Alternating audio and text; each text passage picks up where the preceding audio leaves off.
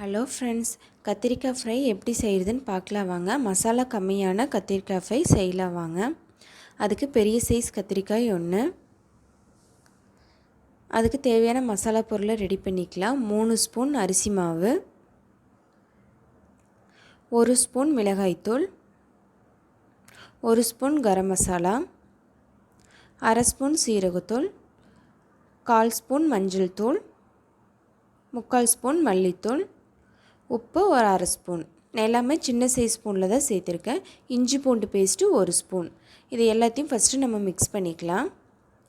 இதில் கொஞ்சமாக நம்ம தண்ணி விட்டு பேஸ்ட் மாதிரி நம்ம நல்லா கலக்கி வச்சுக்கலாம். இந்த மாதிரி இருக்கணும் பேஸ்ட் மாதிரி. இப்போ பெரிய கத்திரிக்காய் ரவுண்டாக இந்த மாதிரி நைஸாக கட் பண்ணி வச்சுருக்கேன். இதையே நம்ம இதில் மேலே கோட்டிங் பண்ணிக்கலாம். நல்லா மிக்ஸ் பண்ணிக்கலாம். இந்த மாதிரி நல்லா மிக்ஸ் பண்ணிடுங்க. இதே மாதிரி எல்லாத்தையும் மிக்ஸ் பண்ணிவிட்டு காட்டுற பாருங்கள். எல்லாத்தையும் மிக்ஸ் பண்ணியாச்சு.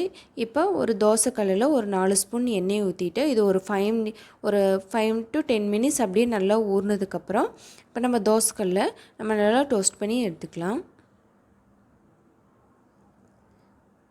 இதை போட்டு அப்படியே ஒரு 5 மினிட்ஸ் விட்டுருங்க. அதுக்கப்புறம் நீங்கள் திருப்பி போடுங்க. உடனே திருப்பினீங்கன்னா மசாலா தோசைக்கல்ல அப்படியே ஒட்டிக்கும். 5 மினிட்ஸ் கழிச்சு திருப்பினீங்கன்னா அதை லைட்டாக வெந்திருக்கும், அதனால் ஒட்டாது. இப்போ நம்ம இதே மாதிரி எல்லாத்தையும் சூப்பராக டோஸ்ட் பண்ணி எடுத்துக்கலாம்.